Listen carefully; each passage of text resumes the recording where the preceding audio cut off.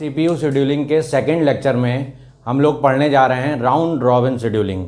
ये CPU scheduling में एक बहुत इंपॉर्टेंट शेड्यूलिंग है और ज़्यादातर टाइम शेयरिंग सिस्टम में इस शेड्यूलिंग का यूज होता है।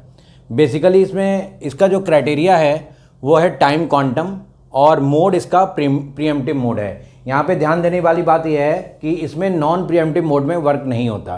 तो प्रीएम्प्टिव शेड्यूलिंग का मतलब क्या हुआ कि ये जो टाइम क्वांटम की जो भी वैल्यू दी होगी उसमें ये हमारा जो प्रोग्राम है ये बहुत तेज़ी से प्रोसेस जो है बहुत तेज़ी से स्विच करेगा।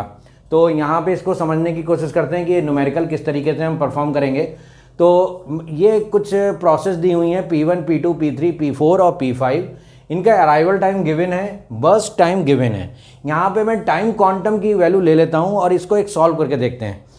देखो ये प्रॉब्लम जो है वो गेट में पहले पूछी जा चुकी है और कई यूनिवर्सिटीज़ में AKTU के सिलेबस में BCA, MCA डिफरेंट यूनिवर्सिटीज़ के सिलेबस में ये प्रॉब्लम पूछी जाती है कि शेड्यूलिंग राउंड रॉबिन शेड्यूलिंग में कैसे ये न्यूमेरिकल सॉल्व करते हैं। तो अब ध्यान से देखिएगा इसमें क्या करना है। तो मैं यहाँ पे इस प्रोसेस को करने के लिए टाइम क्वांटम की वैल्यू सपोज करता हूँ कि 3 मैंने ले ली है, 3 मिलीसेकेंड। अब देखिए सबसे पहले क्या करना होगा। सबसे पहले मुझे गैंट चार्ट बनाना है। गैंट चार्ट बनाते समय क्योंकि ये प्रोसेस जो है वो फ्रिक्वेंटली स्विच हो रहे हैं, टाइम क्वांटम 3 पे जो भी प्रोसेस आएगी वो स्विच हो जाएगी क्योंकि टाइम शेयरिंग सिस्टम के लिए ये बेसिकली बनाई गई है।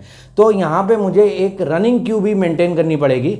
रनिंग क्यू से मुझे क्या फ़ायदा होगा जिससे कि मैं ये बात जैसे मैंने क्या काम किया इस प्रोसेस को स्विच किया तो नेक्स्ट प्रोसेस कौन सी आने वाली है ये मुझे पहले से पता लगना होना चाहिए। अदरवाइज अगर मैं सीधे इस तरह से करता चला जाऊंगा बस टाइम के अकॉर्डिंग तो वहाँ पे प्रॉब्लम में थोड़ी सी गलती हो सकती है। तो शुरू करते हैं। आइए सबसे पहले क्या करना है, सबसे पहले आपको एक गैंट चार्ट बनाना है। गैंट चार्ट की टेबल मैं यहाँ पे बना लेता हूँ गैंट चार्ट और ये है मेरा गैंट चार्ट। गैंट चार्ट हो गया। कौन सी प्रोसेस सबसे पहले आ रही है? सबसे पहले प्रोसेस आ रही है P0, time t equal to 0 पे प्रोसेस आई है हमारे पास P1 प्रोसेस आ गई। P1 कितनी देर के लिए चल रही है? P1 का बर्स्ट टाइम 8 है लेकिन ये टाइम क्वांटम कितना दिया हुआ है 3, तो 3 मिलीसेकंड के लिए चलेगा। कोई दिक्कत नहीं, यहाँ तक बिल्कुल सही चल रहा है।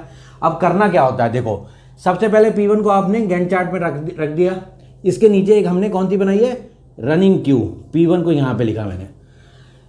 अब ये देखना है कि 0 से 3 मिलीसेकंड में और कौन कौन सी प्रोसेस रेडी क्यू में आ चुकी हैं। तो 0 से 3 मिलीसेकंड देखो कौन कौन से आगे 0 से 3 मतलब 1 मिलीसेकंड और फिर अगला है 5।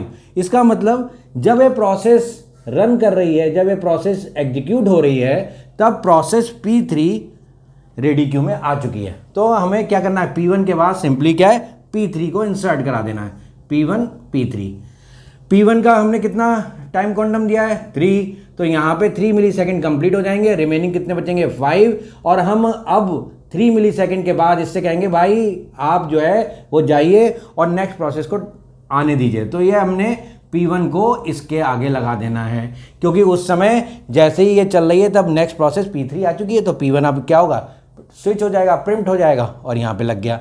तो अब अगले बार इसको हमने यहाँ पे कैंसिल आउट कर दिया। अगली प्रोसेस कौन सी है P3 को हमने टाइम दिया। P3 कितना चलेगा?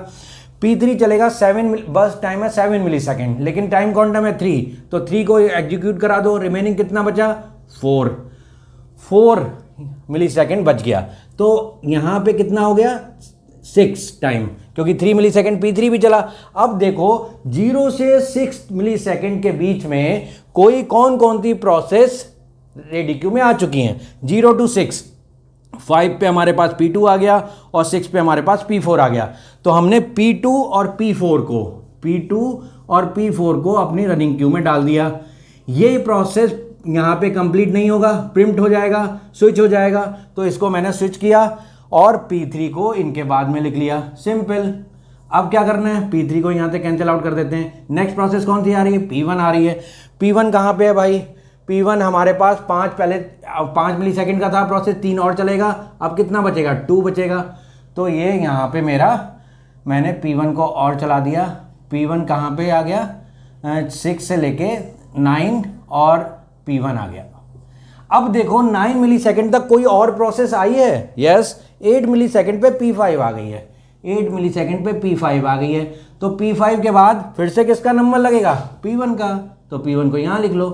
अब जब ये काम हो जाता है, बेसिकली हमारे सारी प्रोसेस यहाँ पे आ गई हैं। अब इसमें कुछ सिंपल, अब इस प्रॉब्लम में कुछ ज़्यादा नहीं है, सिंपल जो भी प्रोसेस का जितना टाइम रिमेनिंग हो जाए वो क्यू में इंसर्ट कराते जाओ। बेसिकली अब ये सर्कुलर क्यू एक बन गई है, सर्कुलर क्यू में जो कुछ बचेगा वो इंसर्ट होता जाएगा पीछे से। अब इसको सॉल्व करते जाते हैं। P1 पे कितना वैल्यू आ गई, 9 पे हो गया, P1 कैंसिल आउट हो गया। P2 अब आएगा, P2 कितना बचा है, P2 का बस टाइम 2 है, तो ये 2 पूरा एग्जीक्यूट हो जाएगा और ये प्रोसेस 0 हो गया। यहाँ पे P2 पूरा एग्जीक्यूट हुआ, 9 से कितना हो गया, P2 11 हो गया। अब अगला प्रोसेस कौन सा आ रहा है, P4 कितना चलेगा, P4 3 है और इसका बस टाइम कितना है 3, तो ये भी पूरा हो गया। तो यहाँ पे 11 के बाद P4 कितना बचा, 11 और 3 14, 14 हो गया यहाँ पे। तो ठीक है, P4 हमने, ये भी पूरा हो गया।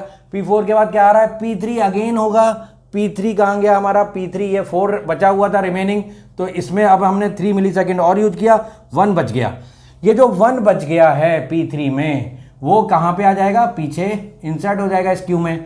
तो यहाँ पे हमारे पास क्या हुआ, P4 के बाद P3 कितना चला हमारे पास, 14 और 3 17, ये 17 हो गया। इसके बाद किसकी वैल्यू आएगी, P5 की वैल्यू। P5 कितना है, 5 मिली सेकेंड, तो 3 मिली सेकेंड चला दो, कितना बचा 2, और P5 यहाँ पे आ जाएगा, P5 हमारा यहाँ पे आ गया।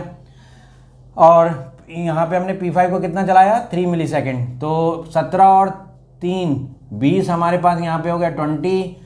नेक्स्ट है हमारे पास P1 देखो कितना है, P1 हमारे पास 2 मिली सेकेंड बचा है, वेरी गुड। अब ये 0 हो जाएगा, तो 2 मिली सेकेंड यहाँ पे और इंसर्ट करा दो P1 के लिए, ये हो गया हमारे पास 22।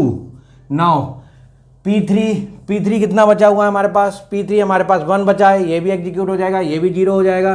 तो यहाँ पे हमने क्या किया, P3 कितना 1 ही था इसका टाइम, देखिए 1, अब ये 0 हो गया तो 23, और P1 भी हमारा कंप्लीट हो गया, सॉरी P3 भी हमारा कंप्लीट हो गया, ये P3 कंप्लीट हो गया। P3 के बाद हमारे पास P5 2 मिली सेकेंड बचा है, ये भी अब 0 हो जाएगा। तो यहाँ पे हमारे पास P5 आ गया और ये वैल्यू हो गई 25। और अब यहाँ पे मैंने सारी जितनी भी प्रोसेस थी वो कंप्लीट हो चुकी है, देखिए सब 0 हो गया, 0 0 0 0 0, सारी प्रोसेस हमारी कंप्लीट हो गई है। तो ये जो वैल्यू बनी है, ये जो बना है पिक्चर गैंट चार्ट की, अब ये हमारे काम की है। अब हमने सब कुछ बना लिया, ये इसके लिए, इसके बिहाफ पे हम यहाँ पे turn around time, waiting time और रिस्पॉन्स टाइम बता सकते हैं, जो डायरेक्टली फार्मूले में रख के आना है। लेकिन आप कैसे बताओगे, सबसे पहले कंप्लीशन टाइम निकालोगे। तो कंप्लीशन टाइम कैसे निकलता है, कंप्लीशन टाइम वो टाइम होता है जब प्रोसेस कंप्लीट होती है। तो यहाँ पे कंप्लीशन टाइम P1 के लिए कितना आया, P1 कहाँ पे कंप्लीट हुआ है, देखो P1 हुआ है 22 पे कंप्लीट। तो कंप्लीशन टाइम फॉर P1, मैं इसको यहाँ पे थोड़ा सा सिंप्लीफाई कर देता हूँ, ये जो मैंने काट पीट की है इसको मैं यहाँ से हटा देता हूँ, और सिंपल वैल्यू ये 82735 आपको दिख रहा है। यहाँ पे मैंने लिखा CT, और CT की वैल्यू कंप्लीशन टाइम P1 के लिए कितना हुआ, P1 के लिए कंप्लीशन टाइम 22। अब P2 के लिए कंप्लीशन टाइम हुआ, देखो जल्दी से 11। फिर है मेरा P3 के लिए कंप्लीशन टाइम 6, फिर मेरे पास P4 के लिए कंप्लीशन टाइम मेरे पास कितना आएगा, एक सेकेंड, P1 के लिए मैंने 22 दिया, यस हाँ ठीक है, P1 के लिए 22, P2 के लिए मैंने 11, P3 के लिए मैंने जो 6 दिया है, 6 के आगे कंप्लीट तो हो रही है भाई, ये P3 यहाँ पे 23 पे कंप्लीट हो रही है, P3 23 पे कंप्लीट हो रही है, ओके। और P4 के कब कंप्लीट हो रही है, P4 देखो कहाँ पे आया है, P4 इधर से देखना चाहिए बेसिकली, P4 ये आया 14 पे, और P5 कहाँ पे कंप्लीट हो रही है, 25 पे। तो ये मेरा कंप्लीशन टाइम, जब जो प्रोसेस जहाँ पे कंप्लीट हो रही है वहाँ पे आप लिख दो। P1 को एक बार फिर से चेक कर लेते हैं रैंडमली, P1 मेरा 22, P3 मेरा 23, P2 11, हाँ तो ये सारी वैल्यू ठीक आ गई हैं। अब आपको क्या करना है, आपने कंप्लीशन टाइम लिख दिया। टर्न अराउंड टाइम क्या होता है, डायरेक्टली आपको टर्न अराउंड टाइम का फार्मूला मैंने बता रखा है। टर्न अराउंड टाइम निकालना हो तो उसका फार्मूला होता है TAT = completion time minus arrival time. तो आपको यहाँ पे टर्न अराउंड टाइम कैसे निकालना है, इस फार्मूले के through, CT minus AT। CT की वैल्यू 22 है, AT की वैल्यू 0, तो कितना हुआ 22 माइनस 0 दैट इज 22। इसकी वैल्यू 11 है, इसकी 5 है, 11 माइनस 5 वैल्यू कितनी आई, 11 माइनस 5 6, 23 माइनस 1 22, 14 माइनस 6 8, और 25 माइनस 8, 25 माइनस 8 कितने हुए 17, 17, हाँ बिल्कुल ठीक है। ये वैल्यू मैंने TAT की निकाल दी फार्मूले में डायरेक्ट वैल्यू लग के। अब वैल्यू किसकी निकालनी है मुझे, वह ये होता है वेटिंग टाइम। वेटिंग टाइम क्या होता है, वेटिंग टाइम के लिए भी डायरेक्ट फार्मूला है। वो फार्मूला क्या है, that is turn around time minus burst time.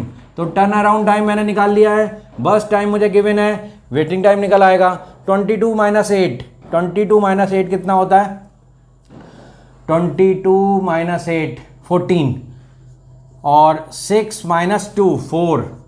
Now 22 minus 7, 22 minus 7 का मतलब हुआ कितना हुआ 15, 8 माइनस 3 5, और 17 माइनस 5 12। ये वैल्यू मेरी निकल के आ गई डायरेक्टली फार्मूले में रखने पे।